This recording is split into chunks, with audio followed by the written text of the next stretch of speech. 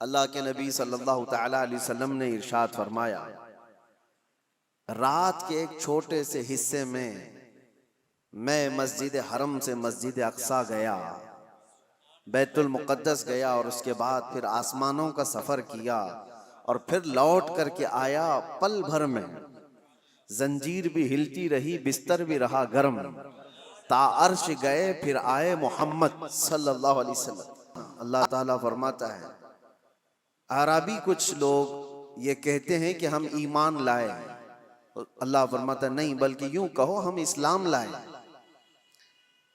ईमान और चीज है और इस्लाम और है, और दोनों की तकमील के बाद वो उसका दीन मुकम्मल है। अब मैं आपको सबसे पहली चीज बताता हूं, तस्दीक, दिल की तस्दीक क्या है। अल्लाह के नबी सल्लल्लाहु ताला अलैहि वसल्लम ने फरमाया, अल्लाह एक है, इसको मान लिया, ये तस्दीक है। रसूल पाक सल्लल्लाहु अलैहि वसल्लम ने फरमाया कि मैं अल्लाह का आखिरी रसूल हूं, मान लिया, ये तस्दीक है। अल्लाह के नबी सल्लल्लाहु ताला अलैहि वसल्लम ने फरमाया, इतने नबी मुझसे पहले आए थे, उनके काम ये थे, उनके मोजज़ात ये थे, तुमने मान लिया, ये क्या है? दिल की तस्दीक है। इसको कहते हैं दिल से मानना। और दिल से मानने के लिए एक बात और मैं आपको बता दूं कि दिमाग की जरूरत नहीं है कि जो चीज हमारी समझ में आए वही मानना है और जो चीज ना समझ में आए वो नहीं मानना, ऐसा नहीं। ईमान इसको नहीं कहते। यानी अगर तुम ये सोचो कि जो चीज मेरे सामने मुझे लॉजिकली नहीं लगती, मैं उसको एक्सेप्ट नहीं करता, अगर इस तरह की बात कहते हो तो तुम दिल से मानने वाले हो ही नहीं, तुम दिमाग से पढ़ने वाले हो। और ईमान कल्ब से ताल्लुक रखता है। मिसाल के तौर पर अल्लाह के नबी सल्लल्लाहु ताला अलैहि वसल्लम ने इरशाद फरमाया, रात के एक छोटे से हिस्से में मैं मस्जिद हरम से मस्जिद अक्सा गया, बैतुल मुक़द्दस गया और उसके बाद फिर आसमानों का सफ़र किया और फिर लौट करके आया। पल भर में जंजीर भी हिलती रही, बिस्तर भी रहा गर्म, ता अर्श गए फिर आए मोहम्मद सल्लल्लाहु अलैहि वसल्लम। अब कोई इंसान ये कहे, ये लॉजिकली नहीं समझ में आता, इतने शॉर्ट टाइम में ये सफर कैसे हो सकता है, तो तुम दिमाग की यहाँ पर सोचें दौड़ा रहे हो, दिमाग के घोड़े दौड़ा रहे हो। लेकिन तस्दीक किसे कहते हैं, आओ मैं आपको बताऊं। हुजूर पाक सल्लल्लाहु अलैहि वसल्लम मेराज के सफर के बाद मक्का वालों से यही वाकया बयान कर रहे थे कि कल की शब अल्लाह ताला ने मुझे मेराज का सफर अता किया, मस्जिद हरम ले गया, मस्जिद हरम से मस्जिद अक्सा, वहां पर इमाम आइम्मा अंबिया इकराम अलैहिस्सलाम की इमामत किया। उसके बाद फिर सातों आसमानों का सफर, अर्श, कुर्सी, लौह कलम, जन्नत, दोज़ख, यहाँ तक कि रब्बे जुल जलाल का दीदार, और फिर वापस आया। ये मक्का वालों को मेरे आका बयान कर रहे थे। उस वक्त जिसको जो सवाल करना था उन्होंने सवाल किया कि अगर आप बैतुल मुक़द्दस गए थे तो बताइए वहाँ के हालात कैसे हैं, बैतुल मुक़द्दस का दरवाज़ा कैसा है, खिड़कियाँ कैसी, मेहराब कैसे। नबी पाक सल्लल्लाहु अलैहि वसल्लम सबकी चीज़ें बता रहे थे। तो एक हुआ ये सवालात करके इल्म को बढ़ाना, और एक है बगैर कुछ पूछे कहना हाँ आप सही कह रहे हैं। दो चीज़ें हैं। लेकिन इस महफिल की खुसूसियत ये है कि अबू जहल उसको मौका मिल गया। उसने देखा कि इतनी बड़ी बात हुजूर कर रहे हैं, तो गुमराह करने के लिए एक बड़ा चांस मिला है, बाहर निकला और सबको बोलने लगा कि मोहम्मद तो अब छोटी छोटी बातों से बहुत बड़ी बातों पे आ गए। वो तो आसमानों के सफर की बात और रात के एक हिस्से में यहाँ से बैतुल मुक़द्दस के सफर की बात कर रहे हैं और वापस मक्का में बैठे हुए हैं। तो वो गुमराह करने के लिए प्रोपेगेंडे करने लगा। इत्तेफाक ऐसा कि उस महफिल में सैयदना अबू बकर सिद्दीक नहीं थे।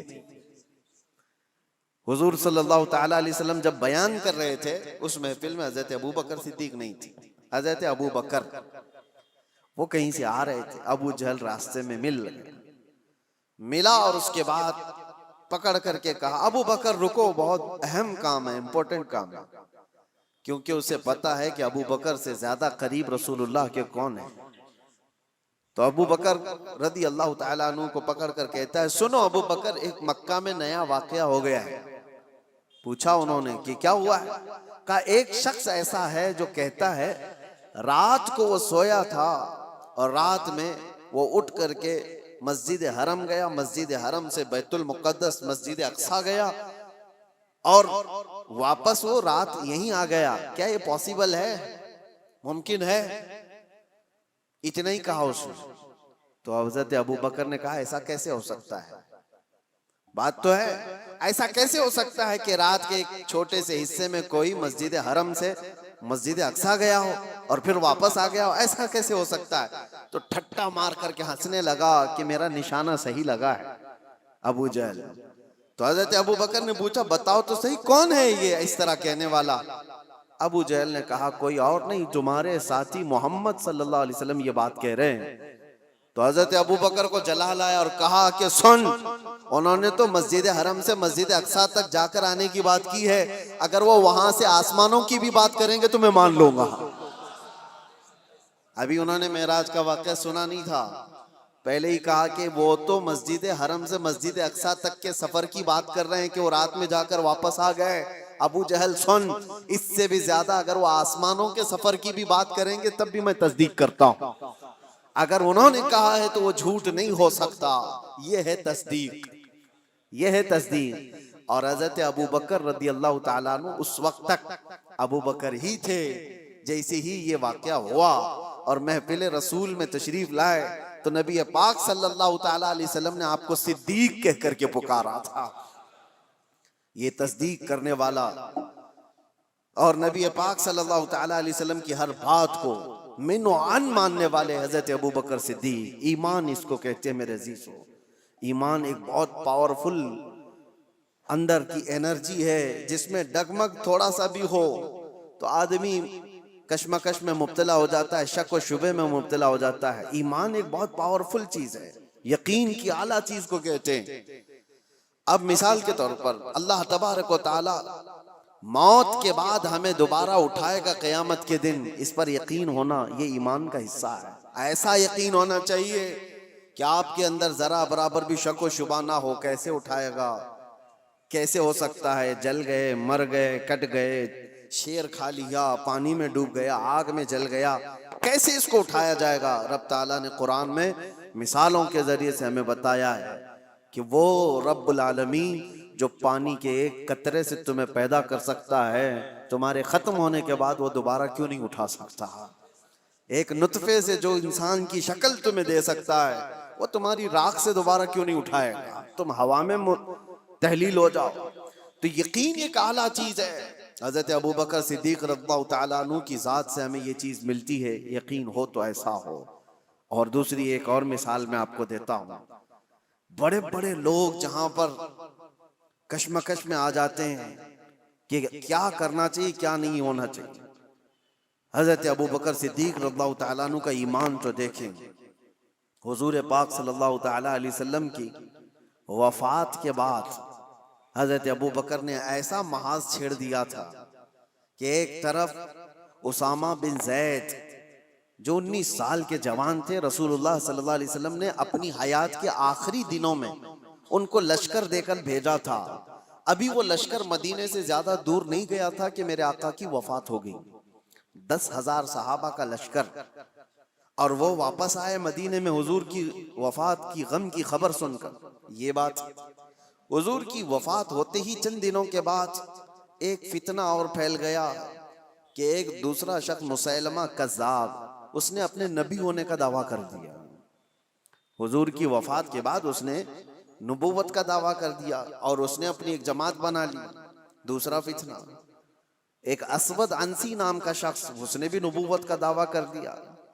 एक और फितना उठा, जो लोग ज़कात देते थे उन्होंने ज़कात से इनकार कर दिया कि हम ज़कात आज से नहीं देंगे, कि वो रसूलुल्लाह की हयात में देते थे।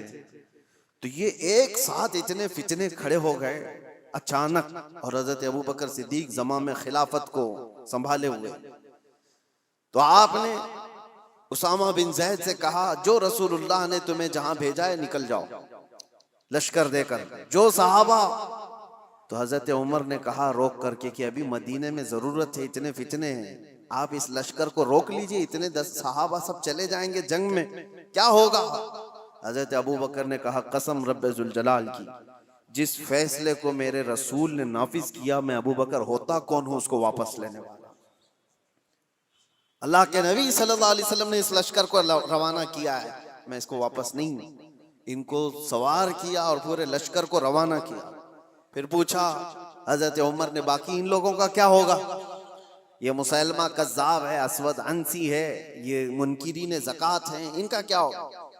हजरत अबू बकर ने कहा मदीने के जितने लोग हैं सब जमाओ। छोटी सी एक फौज मुसैलमा कज़्ज़ाब के खिलाफ भी, असवद अंसी के खिलाफ भी भेजा, और उसके बाद फिर ज़कात के मुनकिरीन उनके पास भी तकाजा करने के लिए। तो हजरत उमर ने कहा एक साथ इतने सारे महाजात पर कैसे आप लड़ोगे? तो हजरत अबू बकर सिद्दीक उस वक्त क्या कहते हैं सुनो। आपने कहा ए उमर, इस्लाम लाने से पहले जो तुम्हारे अंदर जलाल था वो कहां चला गया? जो जवानी के जौहर थे तुम्हारे वो कहां चले गए? ये कैसी बात कर रहे हो? अल्लाह की कसम, मदीने वालों के छीतड़े उड़ जाएं तब भी मैं खामोश नहीं बैठूंगा, क्योंकि मेरे रसूल के दीन का मसला है। और सबको नाफिज किया और अल्लाह ने हर जगह फतह मुबीन अता फरमाए। जितने महाज ईमान ऐसा कवी था कि आपको अल्लाह की जात पर ऐसा भरोसा। एक और मिसाल मैं आपको बताता हूं। बहुत ऐसा वक्त आ जाता है डिसीजन लेना बहुत मुश्किल हो जाता है जिंदगियों में, लेकिन फरमाने रसूल जहां नजर आए, ऐ मुसलमानों अपनी सारी चीजें छोड़ दो उसके सामने। मेरे आका ने फरमाया, कई मसले हमारे पास आते हैं, प्रॉपर्टी के झगड़े, अभी कुछ कल ही की बात है, हम विरासत के मसले लिख करके दे रहे हैं सामने वाले को। तो उनका जो एक्सपेक्टेशन था कि इन बहनों को नहीं मिलना चाहिए, इनको तो शादियों में दिया गया था। हमने कहा अल्लाह के नबी की शरीयत ये है, कुरान में अल्लाह ने ये फरमाया। तो उन्होंने उसको लपेट के रख दिया और कहा कोर्ट से देख लिया जाएगा। मेरे अजीजों, क्या ये ईमान है? तुम्हें मैं रसूलुल्लाह का फरमान बता रहा हूं, नबी ने ये फरमाया है। होना तो ये चाहिए कि अपनी जिंदगी की हर शय फरमाने रसूल पर छोड़ दो। सिर्फ दौलत और जायदाद के नाम पर उस पर काबिज होने के लिए लोग अपनी शरीयत से भी दूर हो जाते हैं। हुजूर के फरमान को पीठ पीछे डाल दिया, कुरान के हुक्म को सुना सुना करके भी हम उनको बताएं तब भी छोड़ दिया। आखिरत का खौफ जिसे नहीं है वो तो यहाँ हर हलाल और हराम खा जाएगा। एक बात याद रखो, एक बालिश्त जमीन अगर किसी की कब्जा किया है, हुजूर सल्लल्लाहु अलैहि वसल्लम फरमाते हैं सातों जमीनों का तौक बनाकर क़यामत के दिन उसके गले में डाला जाएगा।